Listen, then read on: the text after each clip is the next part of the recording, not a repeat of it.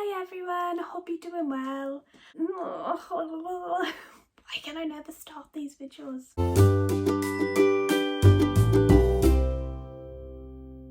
So today's a bit of a different one and I'm sorry if... Oh, you okay, Dance? Yeah, what else? You gonna say hello?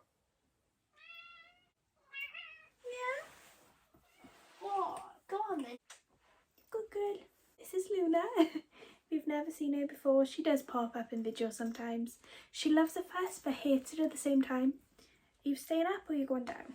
I've decided to film a little Q&A because I recently reached 250 subscribers, which is just like, it's blown my mind. Like, thank you so much for the support. When I first started my channel, I thought like if I hit like 25 or 50 subscribers, I'll be happy. I didn't expect 250 of you to like not only want to watch my video but feel like you want to subscribe as well. Like that's just crazy to me. So thank you so much for all the support.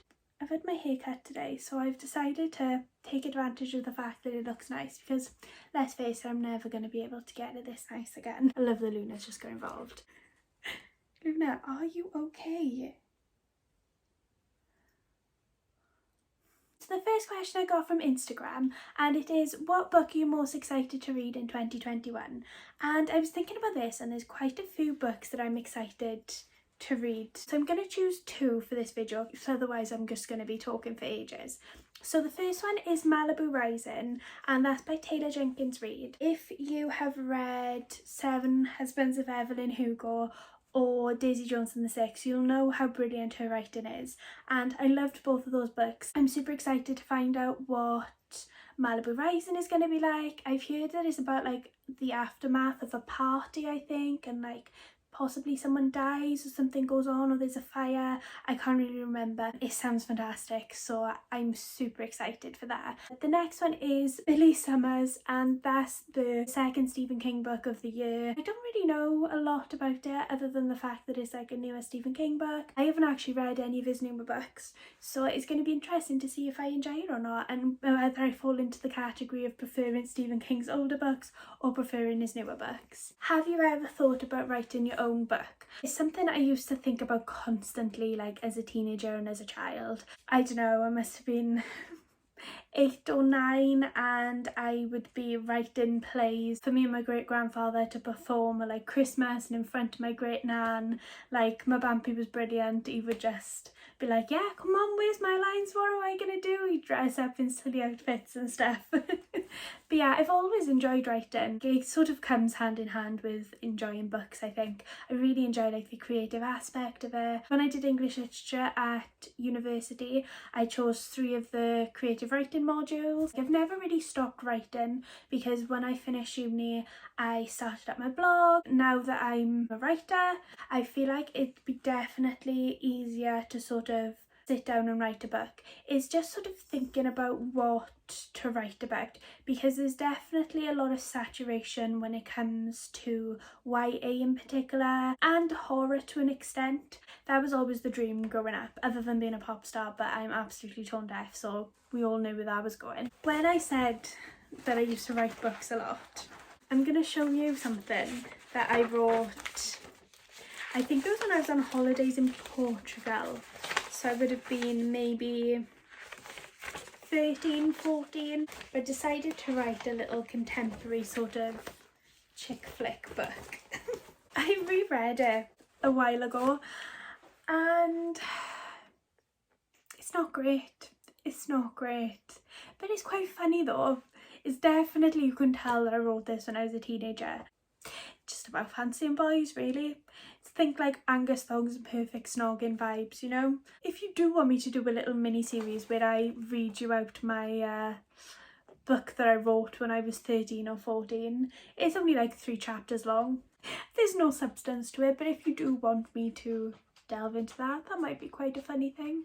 Maybe I'll do like a drunk reading of my book. Can you hear Luna in the background? She's rooting through my bin. The next two questions were very kindly sent in by Victoria, and if you've not checked out her booktube channel yet, you definitely should. She's one of my favourite booktubers. She's super lovely and her content is brilliant, so definitely check her out. I'll leave her link in the description. What's your favourite book of 2021 so far? If you've got a cat, you'll know how much you never want to move a cat when they're on your lap. Okay, so I've got a few answers to this one. The first book that was one of my favourites is Heartstopper Volume 4, and I'm currently 3/4 of the way through this, so I haven't actually finished it all, but I absolutely love it. Like all the other books in this series, it's definitely going to be a 5-star read for me. I love everything about it. It's so wholesome. I love how representative it is, and yeah, just fantastic. So then the next book that was my favourite of this year was Rose Madder by Stephen King. It's one of Stephen King's books that I don't hear a lot of people hyping over. So when my friend on Instagram posted a read along, I was like, you know what, I've not read it, don't really know much about it, I'm gonna go in blind and I'm gonna read it for the read along. And I think that's sometimes when you discover like some of the best books, because I didn't have any preconceived ideas of what this was gonna be like.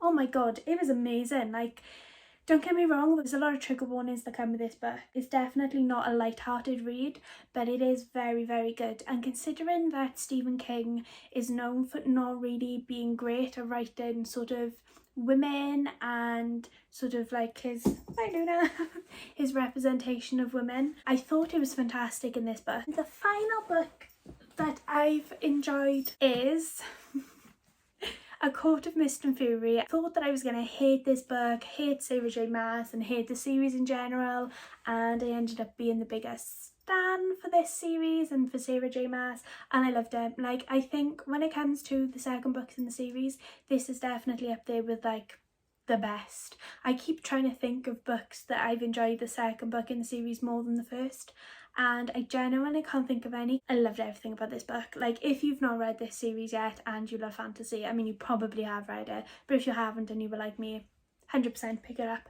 Brilliant. What do you do for work? I don't think this is something I've really talked about a lot on my channel before, but I'm a content writer. So basically I write like articles and content for different websites, and I work for a digital marketing agency. It's a fairly new company and I love it. It's everything that I've wanted in a job for so long. There's so many different topics that it covers. It's really nice to finally be in a job where I'm using my degree. It's all been customer service based, the jobs that I've done before. And while I did enjoy it, it's definitely draining, and working through a pandemic was not fun. Working through the pandemic really gave me the nudge that I needed to start looking for other jobs, and as soon as this job came up, I was like, this sounds like the perfect job for me. And I've been working there since September 2020 and it's just flown by. Like, I work from home now, the hours are really good, like it's 9 to 5 Monday to Friday, but it's super flexible. The team is fantastic, everyone is so welcoming and friendly, the managers are really lovely. It's a bit mental because obviously with everything that's going on at the moment, I've never actually met anyone who I work with in person. Yeah, it's crazy to think that I've been in a job for 8 months and I've never like physically met up with any of my colleagues yet. But I think there's definitely plans on the cards now that things seem to be sort of calming down. Which book do you wish you could wipe from your memory?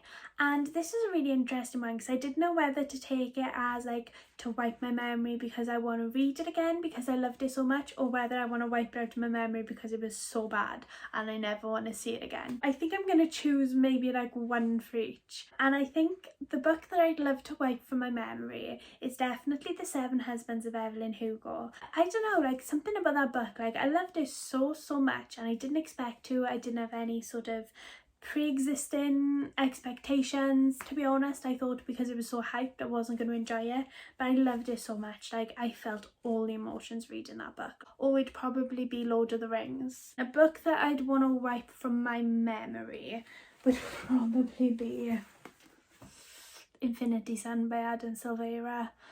I feel so bad saying this because I do like Adam's writing, but Infinity Son just, it was not the one.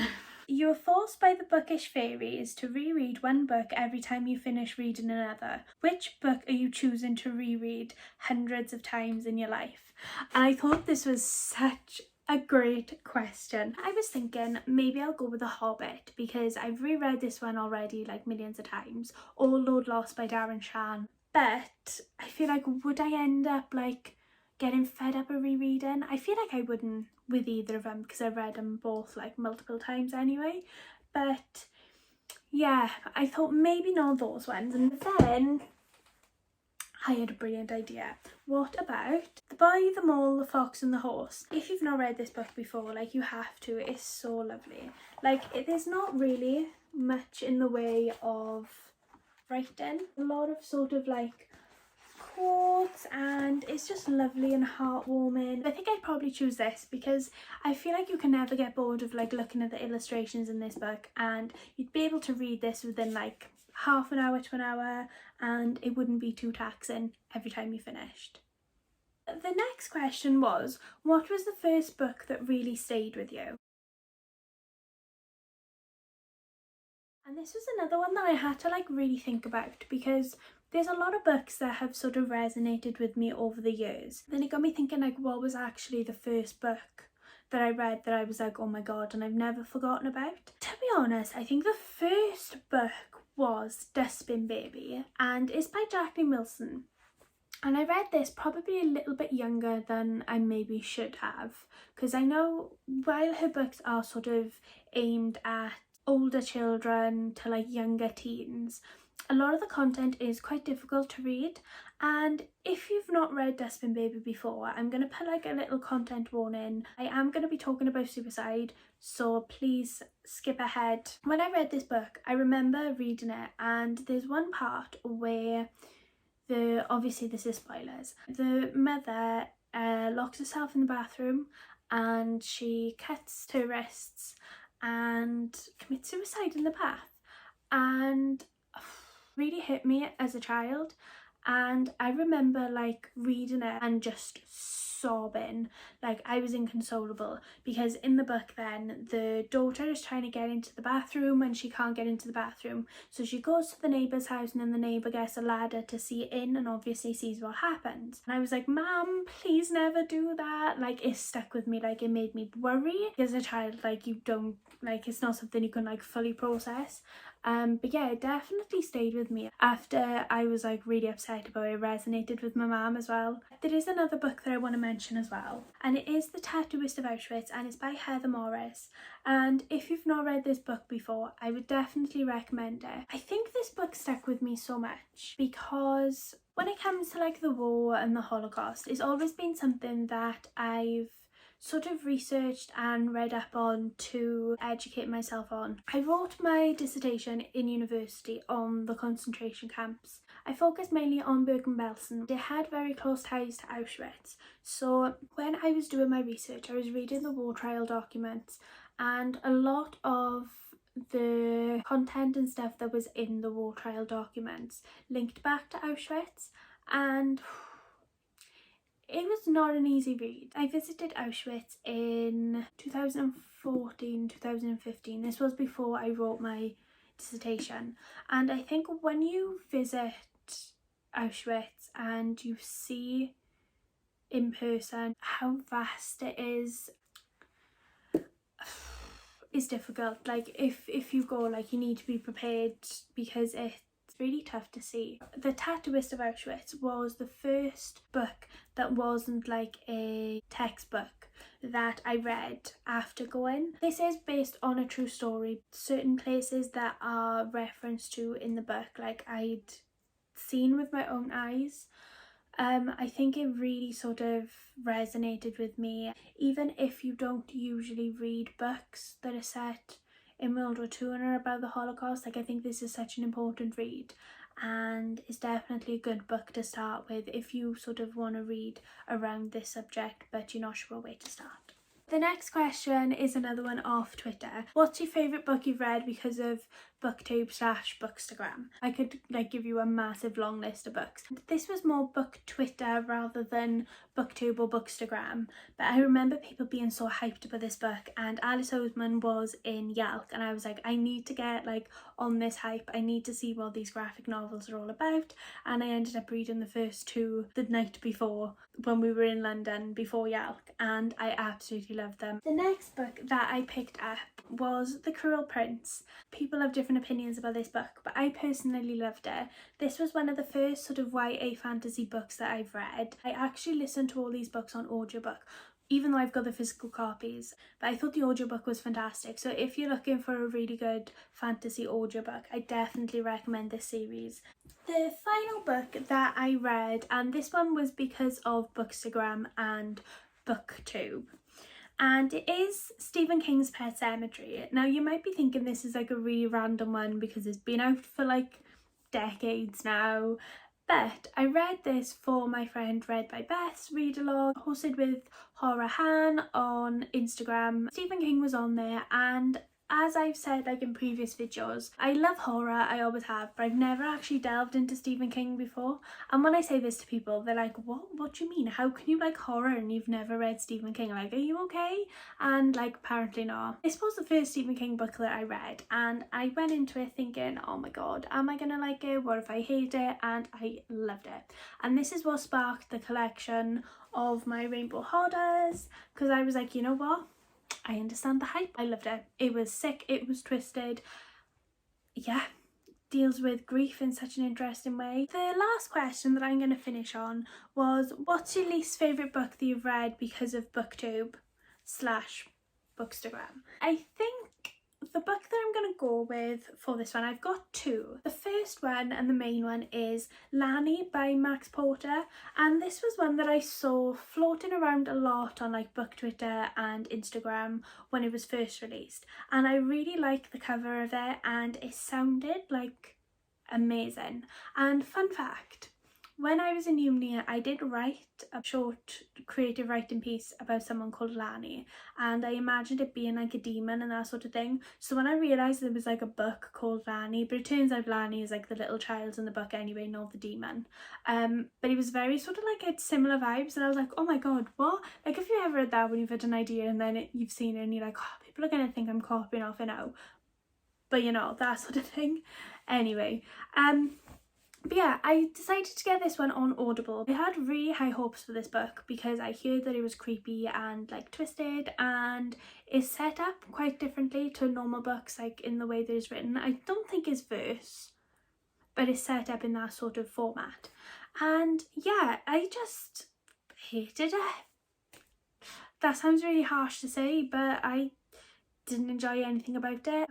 I think the biggest problem for me probably was that I listened to the audiobook, and because I listened to the audiobook I missed out on the way that it was set up on the page and that sort of thing. Maybe if I read it physically I would have enjoyed it a bit more, I'm not sure, but I didn't really understand what was going on. The audiobook wasn't great, the narration was a bit weird, it was a bit strange, it was really quiet, and yeah, I just didn't get on with it. And then the final book, I've already mentioned it before and I don't want to bash on it too much because I feel bad, but it's definitely Infinity Son. Like, there was so much hype everywhere about this book prior to it coming out, when it was being released for the ARCs in Yelk. Like, everybody wanted to get their hands on this book, and rightly so, because Adam Silvera is a fantastic author. I don't know, I didn't understand what was going on halfway through this. Like, it just tried to cover too many things, and it was like more sort of like contemporary, like sci-fi fantasy. I don't really know how to describe it, to be honest. I don't know, it just wasn't for me. Like, I didn't really resonate with the characters, I wasn't really bothered by them. If there is any other questions you'd like me to answer, or if there is any other ones that I haven't answered, let me know. I might do like another Q&A in the future if it's something you're interested in. It was a bit of a different one, but I thought it might be like a fun way for you guys to get to know me a little bit more. Thank you so much for watching. Again, thank you so much for the support. Like, it's genuinely blowing my mind. Let me know the best book that you've read because of BookTube and the worst book that you've read because of BookTube. I'd love to know. Let's have a little chat about that in the comments. And yeah, if you like this video, feel free to give it a thumbs up. Please consider subscribing if you want. There's like a little notification bell to let you know when I upload videos. I'll see you soon in another video. Bye!